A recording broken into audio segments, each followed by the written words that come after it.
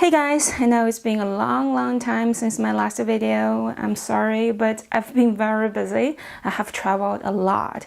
So far, I pretty much covered the entire Europe and also a few other countries in other continents as well. And I did all of this by myself. So a lot of girlfriends of mine, they just ask how I did that, and is this too dangerous to travel by yourself, or this is too expensive? So today I'd like to answer those questions and also share my travel experience and give some tips on how to travel solo on the budget and also as an Asian girl. I hope that's helpful.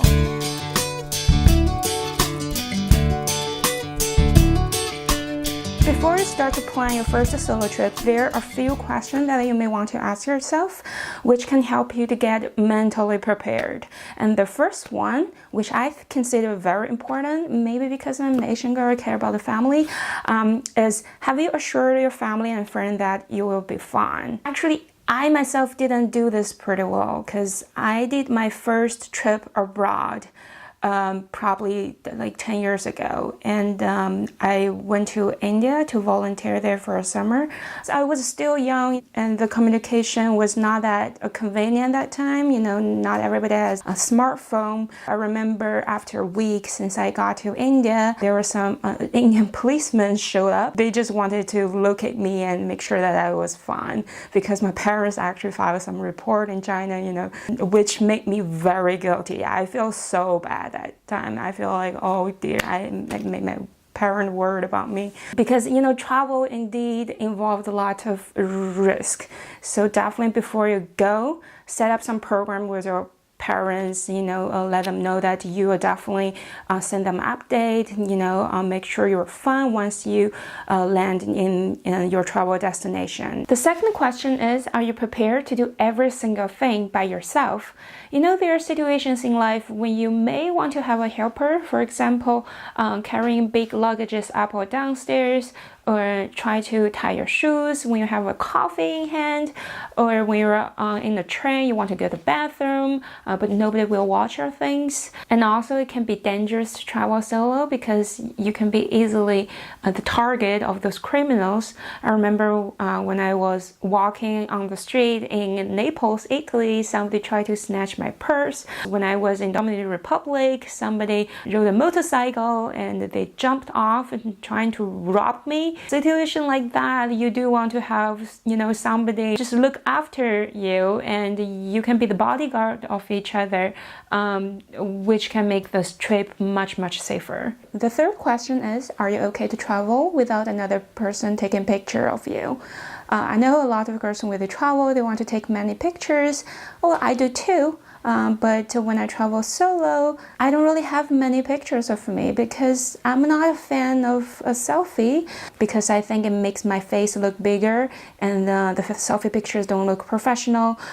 So oftentimes I ask a random person nearby or set up a timer on my camera, but oftentimes it turns out to be very bad. So you just give up, like, okay, I'm not gonna have a souvenir picture here. So are you okay with that?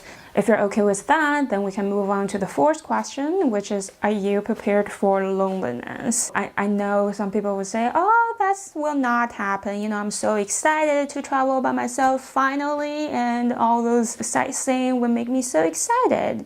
Who will think about being lonely? Maybe the first one or two, you won't feel that way, but after a while, especially when you go to a romantic place like Venice or, you know, Paris, and you are the only single person walking on the street, and that kind of, you know, sour feeling probably gonna come in, especially when you're in a restaurant eating by yourself.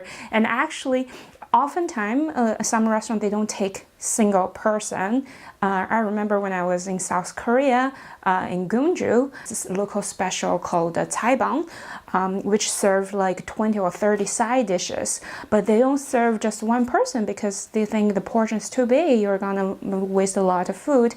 But when I travel, I do really want to try the local food, so I went to like 5 or 6 restaurants. Finally, there was a restaurant who decided to take me, but they scaled down the food, which I might feel a little bit disappointed.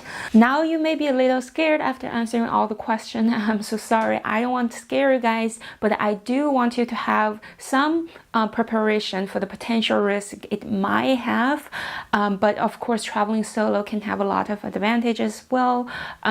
You can travel on your own pace, you can do whatever you want, and you can actually have more interaction with the locals. So if you think that is more important to you, so yeah, let's just get it started and planning the trip. Now it's time to think about when and where to go. For me, the most important thing is whether there is something going on in a specific place. So I myself is a big fan of film festival. Oftentimes I travel to a place, attend their film festival, and then do some sightseeing at the same time. I even got lucky sometimes when I can work for this film festival, and then they provide me with accommodation and even flights. So you may want to check out whether there is some event that you can work or volunteer for. And then, you also need to think about if your friends invite you for a wedding, or if there's an alumni event that you want to attend, and you can start planning your trip, I would say like 4 or 5 months ahead, when you probably can get some good deals. But I don't recommend people planning your trip a year ahead, because that time a lot of airlines, they haven't really released their ticket yet. And also, plan always change. So you don't want to plan your trip so far ahead and then out of sudden it canceled or whatever. So then it's gonna be a waste of money. So I would say like 3, 4, or even 3 months should be okay. The second thing to consider is how much is the flight. I often use this site called the Scanner. It can tell you which day in a month or in a whole year is the cheapest to fly to some place from your local airport. Then come to the third thing, which is visa policy. I know for Americans and Europeans, it's probably not a big deal, but for me, I'm Chinese. I need to apply the visa to go to a specific place, which is pain in the ass. But sometimes a lot of countries, they have some agreement, so you can go to a country with a visa of another country. So for example, this time I went to Ireland and without applying visa, because I can travel to Ireland with my visa to UK, so that's why I travel to these 2 countries together.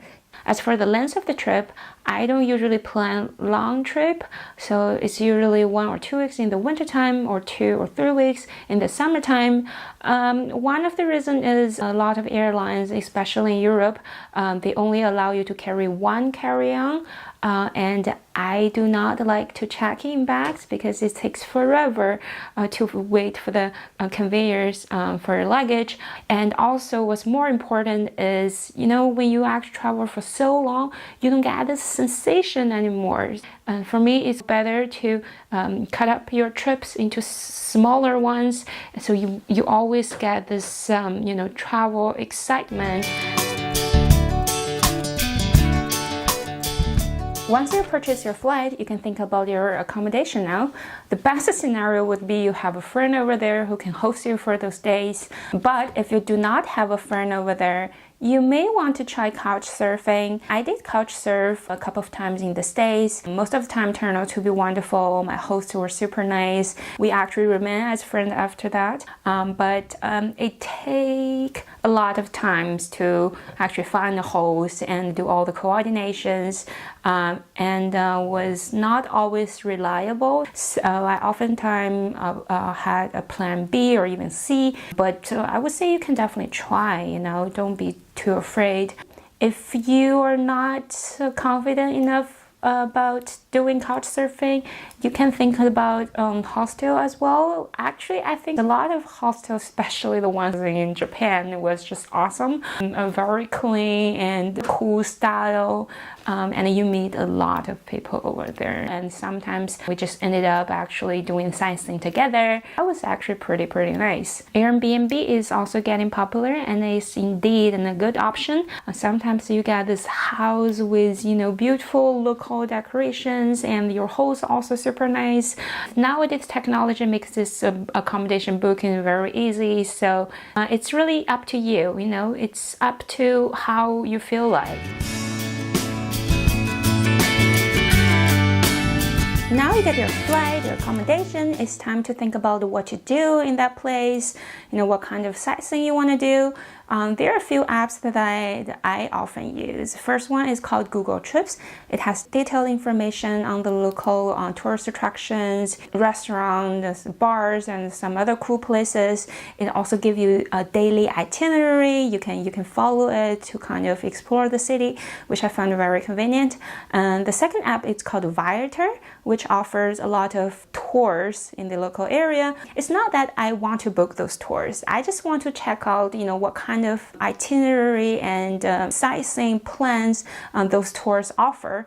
If I actually can do those by myself, I would just do it by myself. But oftentimes they also involve some distance play that's kind of hard to get to. Then I would just book the tour, very easy. And I did it several times already. And oftentimes it's turned out to be a wonderful experience. The third thing is to check out whether the city offers some walking tour, and oftentimes it's free. You do need to pay some tips, but definitely worth it. The tour guide has, profound knowledge of that place. They tell you some very interesting stories. Of course, you can also meet a lot of very interesting people. So this is something that you can definitely check out. The fourth app, which might be surprising to a lot of people, but is actually very useful, that is Tinder. You don't really need to just use Tinder to find a romantic connection, and you can find a lot of other nice local people to just show you around and to take you to some cool places that a lot of other people they actually wouldn't know. For me, I met a lot of cool people through this. We became friends, and they sometimes actually even visit me in Cologne. So I would say don't think too much, just a way to have a good time, expand your network. So yeah, why not?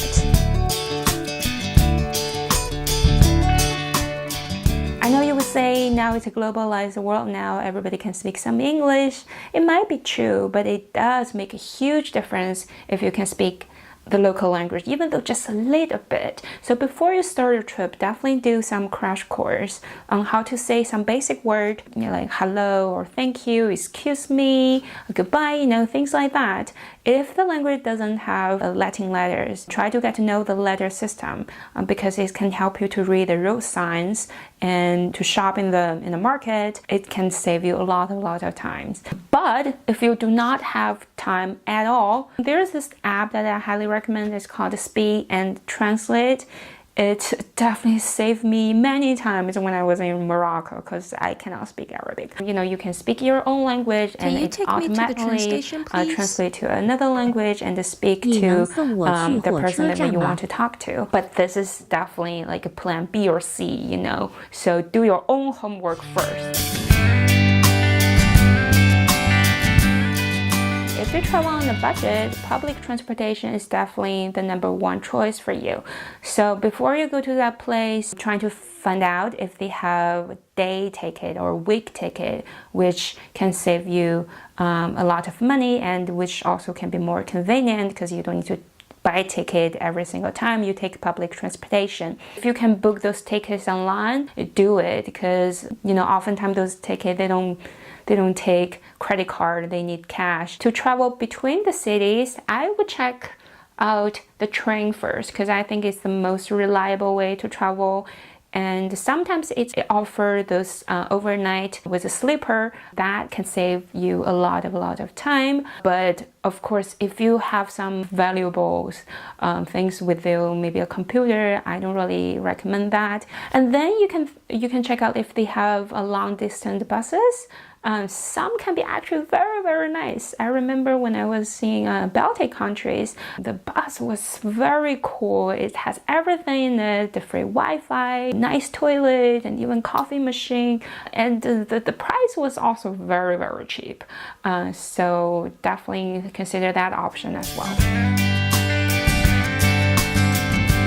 Talking about money, that can be another problem because, international transactions can be expensive. But I know nowadays more and more banks offer nice deals and credit card for travelers. So definitely check it out if your bank also has some deals like that. I myself use this American bank called Capital One. I have a checking account and also a credit card with them. This checking account allows me to use the debit card to withdraw money from almost any ATMs around the world without being charged for the international transaction fee. This credit card, it's a Visa card. You can use it pretty much anywhere in the world without being charged for international transaction fee. And on top of that, they also give you more reward if you use that outside the United States. Then come to the phone and data.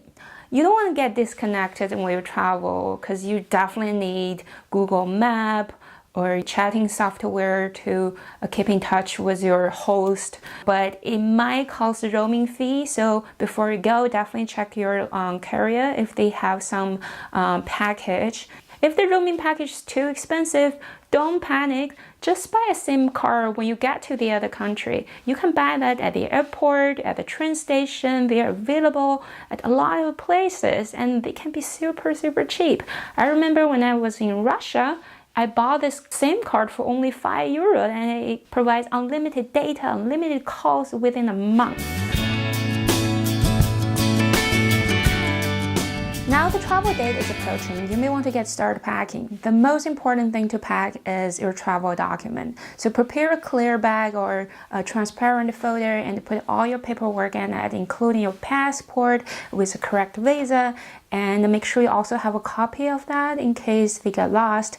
And all your ticket, including your flight ticket, booking reservation, some tourist attractions, they can be too popular and oftentimes you need to wait a week or so to get inside. So definitely book those things as early as possible. Then you want to check if the other country is using a different socket. If they do, make sure to bring an adapter. You want to also bring your medicine like painkillers or some Band-Aid that can save your life sometime. And then the travel size of cosmetics, this only apply if you travel by air, so make sure you have those small bottles, put them into a transparent bag. If I stay with a friend in the other country, I often prepare a little gift for them just to show my appreciation. Then depends on your destination and the season. You may also want to bring umbrellas, sunglasses, or some special kind of boots or swimming wear. But those are also the things that you can buy after you get there. So if you forget them, don't panic. It's not a big deal.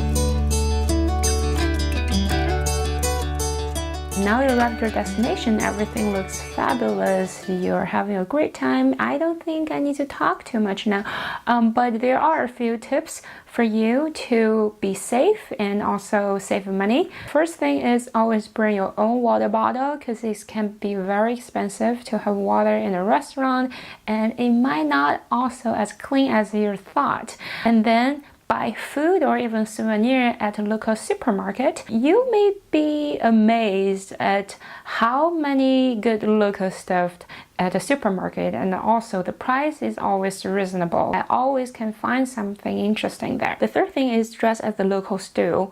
I know you want to look nice, you want to take great vacation pictures, but if you stand out too much, that can cause danger and also probably infringe others' culture. I remember when I was in India, it was very hot. I decided to put on my shorts and then I realized people look at me in a very weird way, and some people even started arguing. My Indian friend told me later that they probably got offended by my outfit. So definitely dress as down as possible. It can make you safe and also a way to respect others' culture. The fourth thing is smile but be vigilant when a stranger talks to you, especially when they talk to you in your own language, because oftentimes they just try to get money out of you. Last year when I was in Morocco, when I was walking on the street, I get people talking to me all the time. They say ni hao, konnichiwa, annyeonghaseyo. It was so annoying, but I try to still keep smiling and turn them down in a nice way, because if you're rude, that can probably cause even more danger. But don't panic, because I believe most people are nice still. Now I think I have covered pretty much everything that I can think of in terms of traveling solo. I will write down the names of the apps that I mentioned in this video in the description. If you still have questions or just want to share your own travel experience, feel free to leave a comment. I wish you a happy new year, happy travels, and hope to see you soon.